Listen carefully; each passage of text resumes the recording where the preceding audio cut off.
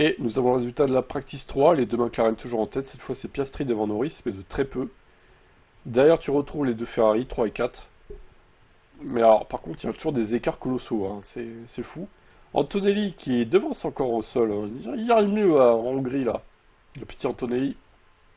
Tu retrouves 6 et 7 les Aston, Alonso devant Stroll, Russell 8 devant les deux Sauber, Biermann est 11e, Verstappen seulement 12e sur la Red Bull, Colapinto 13 devant Lawson, Sainz, Albon, Ocon, Gasly, Tsunoda 19 et Hadjar bon dernier. Il y a 2 secondes du leader. Bon, écoutez, la qualif, à mon avis, on aura quelques surprises, genre des éliminés en Q1, voire la Q2. Est-ce que Verstappen va rentrer en Q3? C'est une bonne question. J'espère que pour Lewis Hamilton, ça va bien se passer, parce qu'il peut largement rentrer en Q3, là, il n'y a pas de souci, ça devrait faire 4ème pour lui, a priori. Il est toujours 4 dixièmes quasiment derrière Leclerc. Voilà, bah à voir comment ça va se passer à 16h tout à l'heure. Oh, la surprise du chef, Charles en pôle, mais what? Alors là, il fallait la sortir celle-là. Hein. Il devance les deux McLaren de 26 et 41 millième respectivement, Piastri Norris. Alors apparemment la Q3 a été bizarre parce que le vent a tourné. Certains n'ont pas trop géré cette nouvelle direction du vent et Leclerc lui il a réussi. Donc bizarre. J'avoue là la F1 des fois pleine de surprises mais tant mieux d'un côté. C'est pas toujours les mêmes qui font la pole. Russell et P4 devant les Aston 5 et 6. Ils sont très serrés l'un et l'autre. Alonso devant Stroll. C'est incompréhensible ça aussi de les voir si bien placés pour être honnête. Bortoleto devant Verstappen, Lawson et Hadjar. Biermann est 11e, Hamilton a encore été éliminé en Q2 malheureusement. 12e, surtout que quand il voit Leclerc en pôle, ça doit le ruiner mentalement, une fois de plus. Sainz devant Scolapinto, Antonelli 15e, son tour été annulé. Donc encore une qualif catastrophique pour le jeune italien. Nous avons également Tsunoda éliminé en Q1, tout comme Gasly, Ocon, Hülkenberg et Albon. Voilà. Bon, bah écoutez, surprenante cette Q3. Maintenant, je m'attendais pas forcément à voir Leclerc en pôle. Est-ce qu'il va pouvoir tenir le rythme des McLaren demain, dimanche, pour la course? Honnêtement, j'en doute. Il va peut-être rester devant sur le premier relais, mais avec la strat, les deux vont le fumer. Hein, je pense que... Alors, à moins qu'il se débrouille pour ralentir tout le monde, et que du coup, ça les gêne les McLaren, s'ils undercutaient, par exemple, il repartir dans le peloton, donc il ferait pas ça. Je sais pas. Il y a plusieurs stratégies possibles pour lui, mais je doute qu'il gagne quand même, ça m'étonne rien. Par contre, si Leclerc gagne et que Hamilton finit genre 6, 7, 8, ça va être... juste avant la pause estivale, il va être détruit mentalement, Hamilton. Ça va être très très dur à gérer pour la suite de la saison, quoi. Et il pourrait ne pas s'en remettre. En vrai, je crois que là, ça pourrait l'achever, vraiment. J'espère d'un côté que ça n'arrivera pas, mais bon, on verra bien ce qui se passe. Gabriel, félicitations. P7 ahead of Verstappen. Tell us about this great quali. 7ème devant Max Verstappen par les ce beau pilotage aujourd'hui. C'est une qualification incroyable, certainement ma meilleure qualification de l'année, de loin. Bon, clairement Max souffre avec la monoplace qu'il a entre les mains, mais ce gars est champion du monde et il devrait se battre pour des pôles et autre chose. Et il fait des miracles avec ce qu'il a entre les mains selon moi. Ouais, oh, bah, vas-y. Il avait qu'à quitter Red Bull, hein, c'est son propre choix aussi. Hein. Il avait l'opportunité de se barrer, il n'a pas voulu, tant pis pour lui, il va assumer jusqu'à la fin 2026. Mais de mon côté, je suis très très heureux de ce que j'ai fait aujourd'hui et fier de me battre peut-être encore avec lui demain. Vous allez vous battre peut-être pour des points demain parce que vous êtes sur un très bon rythme en ce moment chez Sauber. Oui, une nouvelle fois. On verra comment les choses se passent demain avec la pluie. Il y a des possibilités. Je ferai de mon mieux demain pour prendre plus de points encore et partir en vacances avec le sourire. Oui, c'est déjà une bonne partie du travail effectué. Très bien, mais on te souhaite la meilleure course possible. En tout cas, il a encore éteint Hülkenberg en qualif.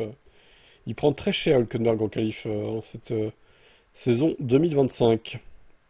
C'est un très bon résultat, ça égale votre meilleure performance d'Imola. Il y a une semaine, vous étiez sur la dernière ligne. Comment vous expliquez cette différence? Difficult to explain. That will be a topic for us in the team as well, because we didn't change the car. Ce sera un sujet pour nous dans l'équipe parce qu'on n'a pas changé de voiture depuis Spa. Personne ne l'a fait. parce qu'il s'est seulement écoulé une semaine. C'est vraiment les caractéristiques de la piste. Des fois, ça joue contre notre package et parfois, ça joue avec nous. C'est la seule compréhension que j'en ai. Aujourd'hui, hier, vous aviez des problèmes de dos, vous n'avez participé qu'à une seule séance. Aujourd'hui, c'est un jour magique. Oui, je sens parfois un manque de confort sur mes lombaires. Demain, j'essaierai de faire attention à moi. Mais quand vous êtes devant et que vous battez pour les points, vous sentez un peu moins la douleur.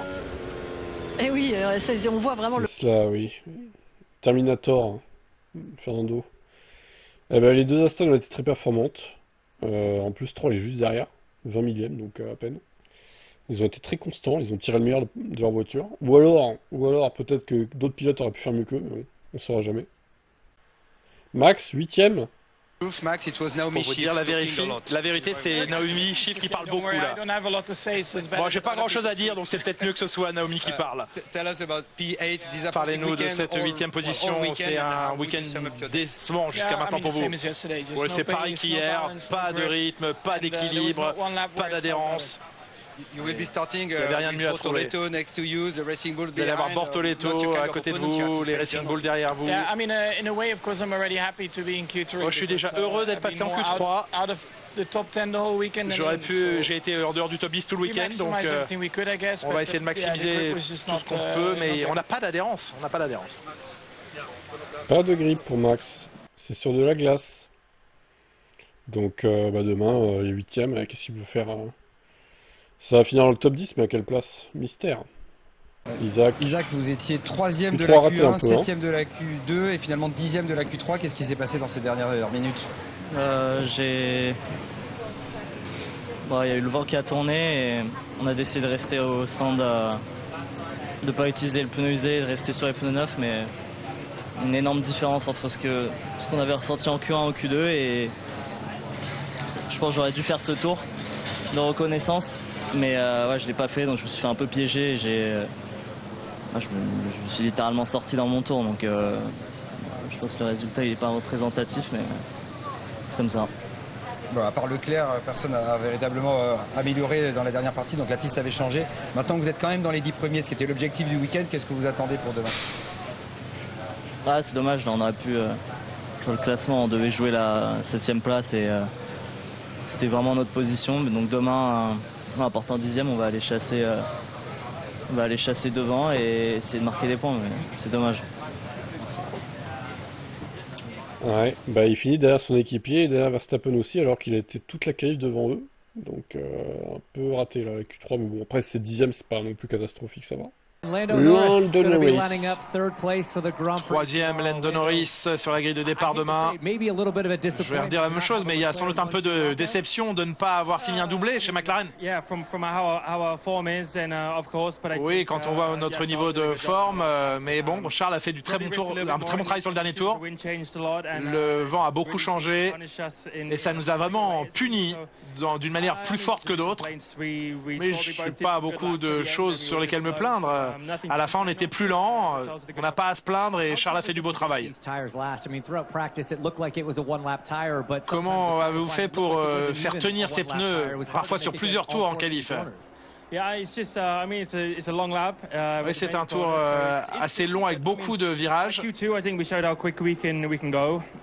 on a montré à quel point on pouvait être rapide, mais dès que le vent a changé de direction, les choses se sont envolées et le dernier secteur est devenu très compliqué. Ce n'est pas un tour facile sur lequel tout mettre bout à bout. Donc pas très heureux de la manière dont ça se termine en Q3. Deux objectifs pour vous demain. Vous devez essayer de rattraper votre retard au championnat sur votre coéquipier, essayer de gagner la course aussi. Comment vous allez aborder la course demain? Je veux les deux. Je veux gagner et je veux reprendre des points à Oscar. Ça devrait être une course vraiment excitante demain. Je pense qu'on aura un peu plus de rythme que Charles demain en course. Lando Norris. Oui, je pense aussi. Je pense qu'il se mouille pas trop là. Après, il faut le dépasser, quoi. Piastri, la déception pour Parlez-nous de Oscar. votre run à vous. À quel point les conditions ont évolué de Q1 à Q3. En Q1, vous étiez dans un autre monde et en Q3, ça c'est compliqué. Le vent a beaucoup changé aussi. Je vais pas tout mettre sur le dos du vent. Bah non, du coup, Mais c'est le pareil pour tout vent le a monde. tourné à 180 degrés et ça a rendu les virages complètement différents. Mon premier tour en Q3 était vraiment pas bon, mais il n'était pas nécessaire. Et je pensais être plus rapide sur le deuxième et en fait j'étais plus lent. C'est difficile de juger dans ces conditions. Peut-être pas la meilleure des exécutions, mais je suis clairement surpris que quelqu'un était plus rapide que nous. Ça reste correct pour partir en course. Voilà, on verra ce que l'on peut obtenir demain.